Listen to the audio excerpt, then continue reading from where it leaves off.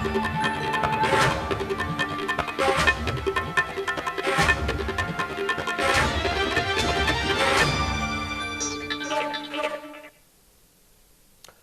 स्वागत है आपका न्यूज इंडिया में। मैं हूं आपके साथ उमंग माथुर। अब आपको बता दें कि कोरोना महामारी और लॉकडाउन को लेकर उत्तर प्रदेश के एडिशनल चीफ सेक्रेटरी गृह ने प्रेस वार्ता की और कहा कि राज्य में सुबह पार्क खोलने की अनुमति दे दी गई है, लेकिन सोशल डिस्टेंसिंग का ख्याल रखना होगा।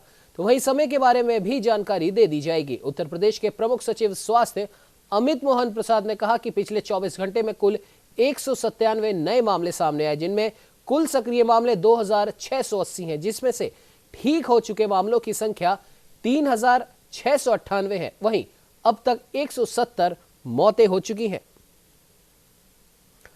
वहीं आपको बता दें कि इस प्रेस वार्ता में उन्होंने बताया कि विभिन्न राज्यों से उत्तर प्रदेश आने के इच्छुक कामगारों और श्रमिकों की सूची प्राप्त करने के लिए संबंधित राज्य सरकारों को पत्र प्रेषित करना पड़ेगा। 1 जून से प्रारंभ होने वाले खाद्यान्न वितरण अभियान की तैयारियां प्रारंभ करने के भी निर्देश दिए गए।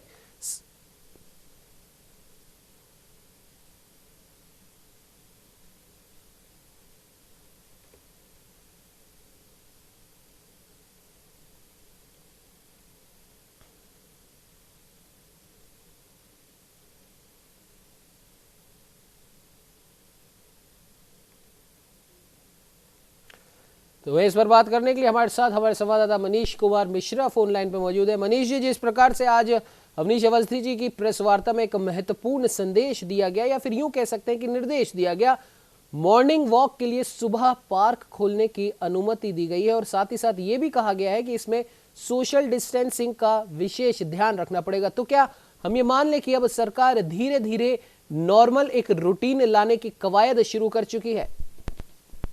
हाँ, बिल्कुल आपने सही कहा। देखिए, जैसे आज शॉपिंग कॉम्प्लेक्स भी खुले राजधानी के, जो मॉल तो नहीं लेकिन शॉपिंग कॉम्प्लेक्स है, जो बड़े जो शॉपिंग, तो उसी तरह से सरकार धीरे धीरे तमाम उन चीजों को शुरुआत एक तरह से शुरू करना चाहती है जो सामान्य जिंदगी की ओर लौटे।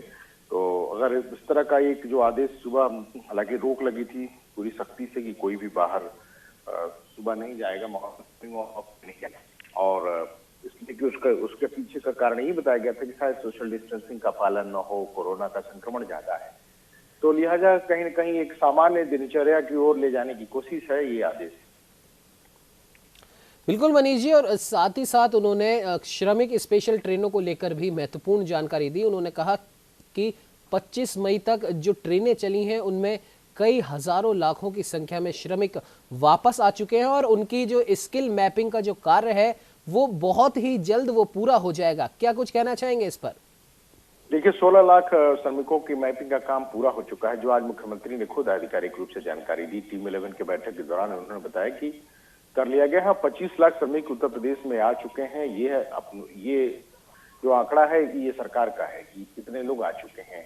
अब जो 9 लाख श्रमिक बचे हैं उनका मैपिंग का काम बहुत तेजी से हो रहा है और उम्मीद है कि सीएम ने 31 मई की डेडलाइन दे रखी है कि 31 मई के पहले सभी जो बच्चे श्रमिक हैं उनकी मैपिंग कर लिया जाए, सूची पूरी तैयार कर ली जाएगा और सूची को अलग अलग तरीके से बनाना है कि जो जिस क्षेत्र में काम कर रहा था उसी क्षेत्र में उन मजदूरों को काम करने के लिए, उन कामगारों का काम मुहैया कराया जाएगा। जी बिल्कुल मनीष जी, और दूसरी सबसे बड़ी बात यह है, जैसे कल भी इस पर चर्चा हुई थी कि उत्तर प्रदेश सरकार की तरफ से यह आदेश है कि अब अगर आपको उत्तर प्रदेश से श्रमिक चाहिए तो आपको इसके लिए विधिवत एक प्रोसेस को फॉलो करना होगा। इसको लेकर हालांकि कई जगह आलोचना भी हुई और कई जगह धमकी भरे अंदाज में बयानबाजी अब हुई, तो इस पर क्या कुछ कहना चाहेंगे, या इस पर आपकी अगर यहाँ पर बात हो पाई हो किसी सरकारी अधिकारी से तो उनका क्या कुछ कहना था? नहीं, जो श्रमिकों की धमकी की, जहां तक प्रवासी श्रमिकों की बात है, जैसा कि आप उल्लेख कर रहे हैं, जिस तरह से महाराष्ट्र से और उत्तर प्रदेश के बीच जो एक तरह से श्रमिकों को, प्रवासी श्रमिकों को लेके जो वाद, एक तरह से आरोप प्रत्यारोप चले। देखिए, उत्तर प्रदेश सरकार का साफ कहना है कि मुंबई में जो लोग भी गए उनका अगर रजिस्ट्रेशन किया गया होता, सही तरीके से डाटा और आंकड़ा वहां पे रहता और उनको सामाजिक सुरक्षा कम से कम सरकार उपलब्ध कराती, तो वो इतने बड़े पैमाने पे पलायन करने को, वहां से अपने घर को आने को मजबूर नहीं होते। और उनको काफी दिन से इंतजार था। आज कई तस्वीरें सामने ऐसी आई हैं कि लाखों की संख्या में धारावी, लोकमान्य तिलक टर्मिनल, कुर्ला, इन जगहों पे जो प्रवासी श्रमिक हैं वो आने को तैयार हैं। और हुआ ये है कि 145 ट्रेनों की ऐलान शुरुआत की गई है। उसमें अधिकतर जो जानकारी मिल पा रही है, जो अभी भी लोग खड़े हैं स्टेशन के बाहर, वो उत्तर प्रदेश की ओर रुख कर रहे हैं। उसमें अधिकतर जो प्रवासी श्रमिक है। तो ऐसे में सवाल उठता है कि देखिए, राजनीति हो रही है, तमाम तरह की बातें हो रही हैं, और कहीं न कहीं मुंबई के विकास में उत्तर भारत के, खास करके यूपी के जो लोग हैं, इनके श्रमदान को भुलाया नहीं जा सकता। और जब चीजें सामान्य होंगी तो शायद महाराष्ट्र की सरकार को और वहां के जो दल हैं और नेता हैं उनको जरूर एहसास होगा कि उनसे बड़ी चूक हो गई, इसलिए कि अब इतना आसान नहीं होगा कि उत्तर प्रदेश से ये श्रमिक फिर लौट के जाएंगे।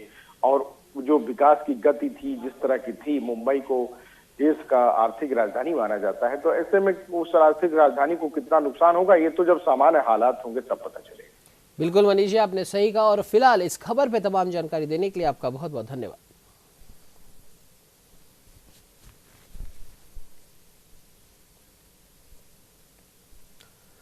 वहीं कोरोना संकट के बीच भारत में लगभग 2 महीने के बाद में हवाई यात्रा की फिर से शुरुआत हो गई। तमाम एहतियातन उपायों के साथ में 25 मई को विमानों ने फिर से आसमान की ऊंचाई नापी और मुसाफिरों को उनकी मंजिल तक पहुंचाया गया। आपको बता दें कि हवाई यात्रा की शुरुआत के बाद पहले दिन कुल 532 विमानों ने उड़ान भरी, जिनमें हजारों यात्रियों ने सफर किया। भारत में हवाई यात्रा शुरू होने पर विश्व स्वास्थ्य संगठन ने खुशी जताई है। बीच की सीट खाली रखने को लेकर हुए विवाद और सुप्रीम कोर्ट के फैसले के बीच WHO के तकनीकी प्रमुख डॉक्टर मारिया वान करखोवे ने कहा कि यात्रा के दौरान विमान में भी 1 मीटर की दूरी मेंटेन रखी जाए और हमने बीच की पंक्ति खाली रखने की अनुशंसा की है। उन्होंने कहा कि कोरोना से संबंधित आंकड़ों के विश्लेषण में जो बातें निकलकर सामने आई है, उनके आधार पर 1 मीटर या फिर इससे अधिक की दूरी सुनिश्चित करने की भी अनुशंसा की है। WHO के तकनीकी प्रमुख ने यात्रा फिर से शुरू होने पर प्रसन्नता व्यक्त की और कहा, धीमी गति से ही सही, यात्रा शुरू होते देखना सुखद है।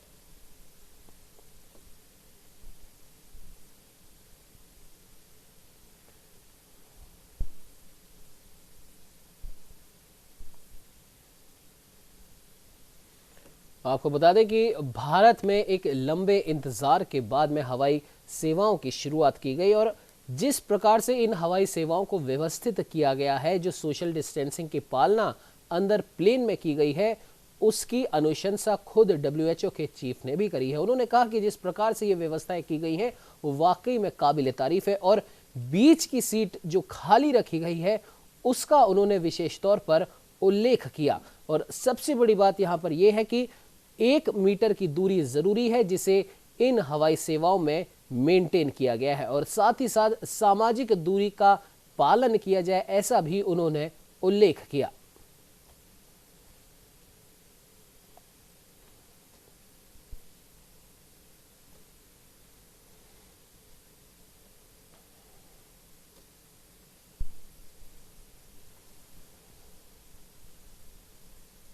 बुलेटिन में यहां वक्त हो चला एक छोटे से ब्रेक का। ब्रेक के बाद रुक करेंगे कुछ और खबरों की ओर।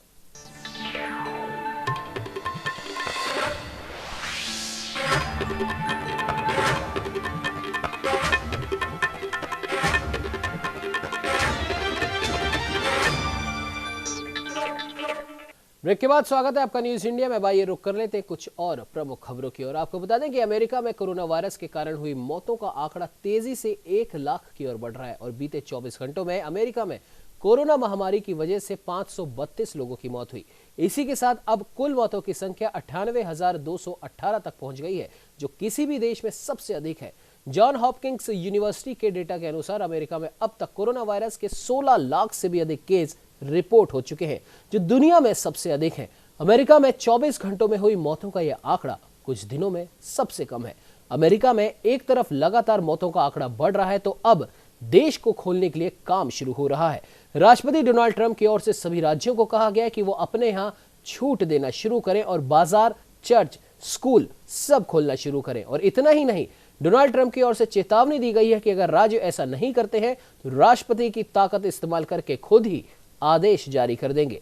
ट्रंप की ओर से चेताया गया कि अगर राज्य में सोशल डिस्टेंसिंग के आदेशों को जल्द नहीं हटाया गया तो वह एक्शन लेंगे और राज्य से कार्यक्रम भी रद्द करवा देंगे। और ऐसे में अब एक बार फिर फेडरल और राज्य की सरकार में आर पार की लड़ाई है।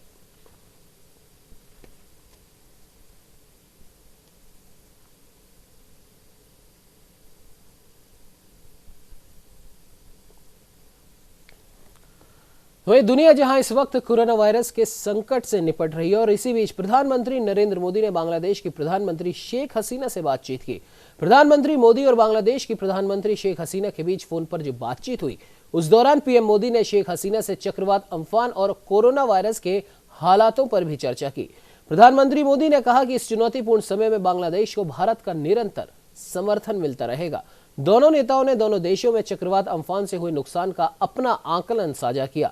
साथ ही साथ दोनों नेताओं ने कोविड महामारी की स्थिति और दोनों देशों के बीच चल रहे सहयोग पर भी चर्चा की। प्रधानमंत्री मोदी ने इन चुनौतियों को दूर करने में बांग्लादेश के लिए भारत के समर्थन की बात भी दोहराई। तो वहीं पीएम मोदी ने प्रधानमंत्री शेख हसीना और बांग्लादेश के लोगों के अच्छे स्वास्थ्य और कल्याण के लिए अपनी शुभकामनाएं दी।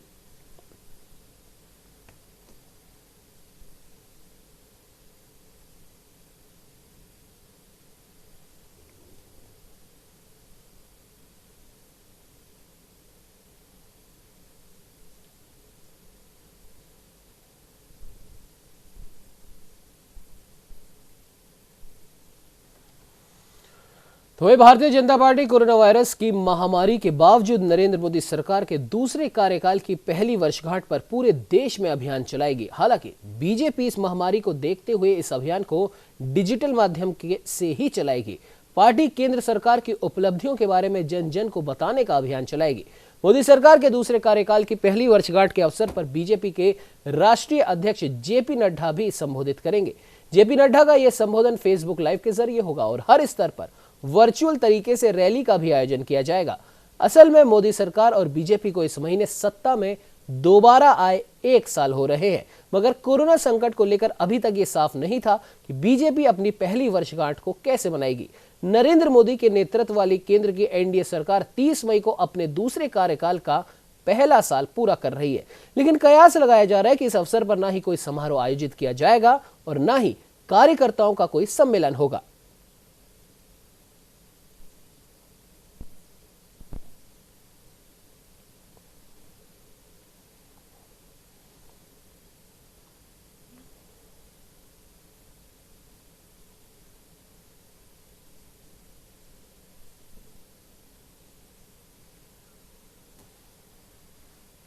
तो इस पर बात करने के लिए हमारे साथ हमारे विशेष संवाददाता शेखर आनंद त्रिवेदी फोन लाइन पे मौजूद है। शेखर जी, जिस प्रकार से मोदी सरकार के दूसरे कार्यकाल की पहली वर्षगांठ को मनाने को लेकर कई गाइडलाइंस भी जारी की गई हैं और राष्ट्रीय अध्यक्ष जेपी नड्डा खुद इस पर अपना संबोधन देंगे, लेकिन वर्चुअल मीडियम के थ्रू, यानी कि फेसबुक लाइव के जरिए, और क्या कुछ इस पहली वर्षगांठ में हो सकता है? शेखर जी, देखिए, ऐसे बहुत सारे काम हैं जो 2019 में मोदी सरकार चुने जाने के बाद उन्होंने किए हैं। मसलन आप चाहे धारा 370 को ले लें, चाहे राम मंदिर का मसला ले लें, कोर्ट के मार्फत सुलझ गया सीए, नागरिकता कानून, ऐसे कई विषय रहे हैं देश के सामने जो पिछले 70 सालों से नहीं सुलझे थे, यानी आजादी के बाद से वो सब पेंडिंग पड़े हुए थे। और 5 साल पहली सरकार, मोदी सरकार जब पूरे की करके चली गई थी और दोबारा ये चुने गए थे, तो ये भी कहा जा रहा था कि आखिर सरकार कब करेगी, कैसे करेगी, कब दिन आएगा, वगैरह वगैरह।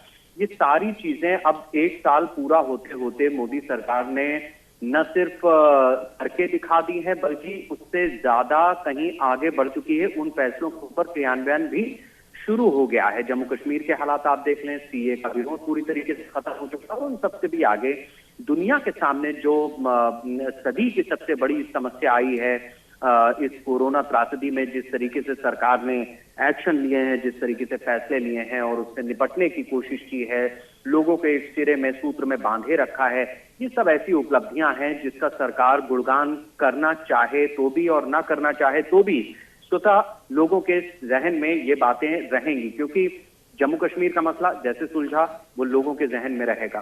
सीए, नागरिकता कानून को लेकर के लगातार प्रदर्शन हो रहे थे, वो कैसे एक झटके में खत्म हुआ सबके सामने है। और छोड़िए कोरोना त्रासदी, जिस तरीके से दुनिया में लोग उससे परेशान हैं, मर रहे हैं, उस हिसाब से हिंदुस्तान में जिस तरीके की तैयारियां हुई, जिस तरीके से सरकार ने अब तक के फैसले लिए हैं, वो अपने आप में एक बड़ी उपलब्धि है। और इस लिहाज से समझा जा सकता है कि सरकार के सामने अभी और 4 साल हैं। अगर ये लॉकडाउन, ये कोरोना की त्रासदी ना होती तो सरकार जिस बिजली की गति से आगे बढ़ रही थी वो कहां तक पहुंच जाती। जाहिर है ये एक संकट है, दुनिया के सामने संकट है, सब कुछ थमा है, दुनिया थमी है तो हिंदुस्तान भी थमा है।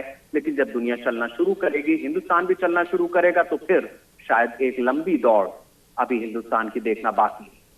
बिल्कुल शेखर जी, आपने सही कहा कि अगर ये कोरोना महामारी का संकट नहीं आता तो शायद वो दौड़ हम पूरी भी कर चुके होते या पूरी करने ही वाले होते। लेकिन कोई बात नहीं, जिस प्रकार से हमने हर मुश्किल, हर कठिनाई का सामना किया है, उसी प्रकार से इस संकट को भी हम अच्छे से हरा पाएंगे और वाकई में हमारी दौड़ दुनिया देखेगी। फिलहाल इस खबर पे तमाम जानकारी देने के लिए आपका बहुत बहुत धन्यवाद।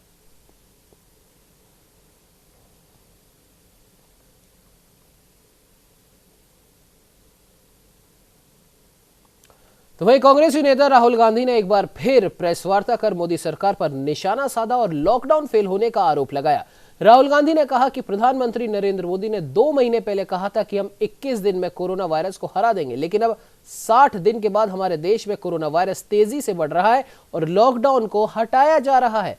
राहुल बोले कि लॉकडाउन का मकसद पूरी तरीके से फेल हो गया है। राहुल ने कहा कि लॉकडाउन के 4 चरणों में वो नतीजे नहीं मिले जो प्रधानमंत्री ने उम्मीद की थी। ऐसे में अब हमें बताएं कि सरकार आगे क्या करेगी, क्योंकि लॉकडाउन तो फेल हो गया है। कांग्रेसी नेता राहुल गांधी बोले कि प्रधानमंत्री नरेंद्र मोदी ने जो पैकेज में ऐलान किया उससे कुछ नहीं होने वाला। सरकार में बैठे लोगों में डर है कि अगर गरीबों को ज्यादा पैसा दिया तो बाहर के देशों में गलत संदेश जाएगा। राहुल ने कहा कि भारत की शक्ति ये गरीब है, ऐसे में बाहर की चिंता नहीं करनी चाहिए। कांग्रेसी नेता राहुल गांधी ने आरोप लगाया कि पूरी दुनिया जब लॉकडाउन हटा रही है तो वहां पर केस कम हो रहे हैं, लेकिन हमारे यहाँ केस बढ़ रहे हैं और लॉकडाउन हट रहा है। राहुल ने सवाल किया कि प्रधानमंत्री मोदी गरीबों के लिए, किसानों के लिए क्या कर रहे हैं, उसका जवाब दे। क्या हुआ है, किस प्रकार हुआ है, क्या किया गया है, इसके डिटेल सरकार को ट्रांसपेरेंटली देश को बताने चाहिए, क्योंकि क्लैरिटी फ्रैंकली किसी को नहीं है। नेपाल में क्या हुआ, किस प्रकार हुआ, क्यों हुआ, लद्दाख में क्या हो रहा है, किस प्रकार हो रहा है, ट्रांसपेरेंसी होनी चाहिए। क्लियरली उनको, सरकार को बताना चाहिए। वो ट्रांसपेरेंसी नहीं दिख रही है मुझे। जो चाइना और हिंदुस्तान की बात है, अभी वो लाइव इशू है, तो उसके बारे में मैं प्रेस कॉन्फ्रेंस में ज्यादा नहीं बोलना चाहता हूं। वो मैं सरकार के विजडम पे छोड़ना चाहता हूं, मगर ट्रांसपेरेंसी की जरूरत है। हमें मालूम होना चाहिए क्या हो रहा है, और वो देश को नहीं मालूम। तो वही केंद्र सरकार ने कोरोना संकट के दौर में मुश्किल में चल रहे देश के करीब 7 करोड़ खुदरा दुकानदारों को भी एक बड़ी राहत दी है। वे भी अब 3 लाख करोड़ रुपए के कर्ज वाले गारंटेड इमरजेंसी क्रेडिट या फिर जीईसी स्कीम का फायदा उठा पाएंगे। गौरतलब है कि गत 12 मई को प्रधानमंत्री नरेंद्र मोदी ने कोरोना संकट से निपटने के लिए 20 लाख करोड़ रुपए के पैकेज देने का ऐलान किया था और इसके अगले कुछ दिनों में वित्त मंत्री निर्मला सीतारमण ने लगातार 5 प्रेस वार्ताएं कर अलग अलग सेक्टर के लिए पैकेज का ब्यौरा दिया था। वित्त मंत्री ने सूक्ष्म, लघु और मध्यम उद्यमों के 3 लाख करोड़ रुपए के कर्ज देने की सरकारी गारंटी वाली योजना का ऐलान किया था। करीब 62 दिन के लॉकडाउन से बर्बाद हो चुके खुदरा दुकानदारों को भी बड़ी राहत देते हुए सरकार ने इस लोन के लिए उन्हें भी योग्य मान लिया है, जबकि वे एमएसएमई नहीं माने जाते। वित्त मंत्रालय के सूत्रों का कहना है कि इससे करीब 7 करोड़ खुदरा दुकानदारों को फायदा मिलेगा और इस योजना पर केंद्रीय मंत्रिमंडल ने भी 22 मई को मोहर लगा दी है।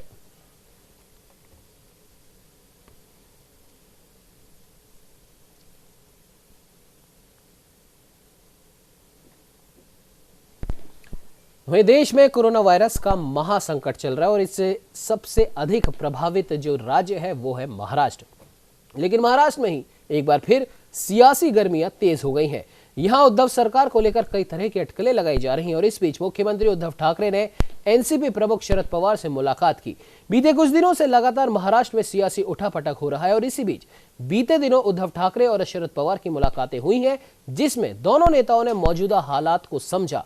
सूत्रों की अगर माने तो कुछ विधायकों का कहना है कि भाजपा की ओर से उन्हें संपर्क किया गया है। ऐसे में उद्धव सरकार पर खतरा मंडराने लगा था। एनसीपी कांग्रेस के कई विधायकों ने उद्धव ठाकरे सरकार की कार्यशैली पर सवाल भी खड़े किए।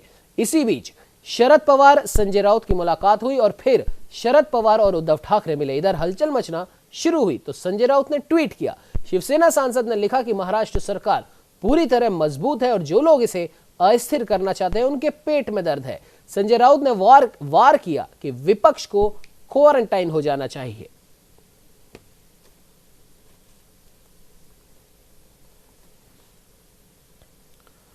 वहीं इंडियन रेलवे द्वारा चलाई जा रही श्रमिक स्पेशल ट्रेनों की मदद से करीब 13 लाख प्रवासी मजदूर गुजरात लौट चुके हैं और वहीं रेलवे के मुताबिक पूरे भारत में यह आंकड़ा करीब 40 लाख के पार जा चुका है। यानी 40 लाख से भी ज्यादा प्रवासी मजदूर शहरों को छोड़कर अपने अपने घर पहुंच चुके हैं। गुजरात सरकार अब तक 882 श्रमिक विशेष ट्रेनें चला चुकी है और इनके जरिए करीब 13 लाख प्रवासी मजदूरों को उनके गृह राज्य भेज दिया है। देश भर में संचालित 3000 से भी ज्यादा श्रमिक स्पेशल ट्रेनों में से गुजरात से 882 ट्रेनें संचालित की गई, जिनमें कुल 12.96 लाख मजदूरों को उनके घरों तक भेजा गया। कुमार ने कहा कि यात्रियों के लिए खाने और पीने के पानी के प्रावधान के साथ सभी आवश्यक सुरक्षा मानकों का पालन किया जा रहा है।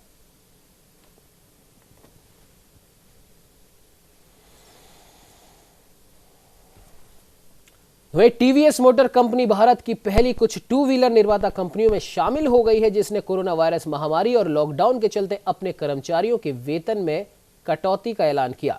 लॉकडाउन की वजह से वाहन निर्माता कंपनियों के उत्पादन और बिक्री के साथ सभी काम लंबे समय से रुके हुए हैं। तो वहीं टीवीएस की ओर से जारी किए गए एक बयान में सामने आया कि कंपनी ने अपने सभी कर्मचारियों की तनख्वाह में मई 2020 से अक्टूबर 2020 तक कटौती करने की बात कही है। कोविड-19 के चलते देश भर में लागू लॉकडाउन से आई आर्थिक मंदी की वजह से कर्मचारियों के वेतन में कटौती की जाने वाली है। आपको बता दें कि मजदूरों अथवा कामगारों के वेतन में कोई कटौती नहीं की जाएगी, जबकि जूनियर एग्जीक्यूटिव स्तर के कर्मचारियों की सैलरी 5% काटी जाएगी, तो वहीं सीनियर मैनेजमेंट स्तर पर वेतन 15 से 20% काटा जाएगा। ये बात काफी सुकून देने वाली है कि ऐसे समय में कर्मचारियों ने खुद आगे आकर वेतन में कटौती को स्वीकारा।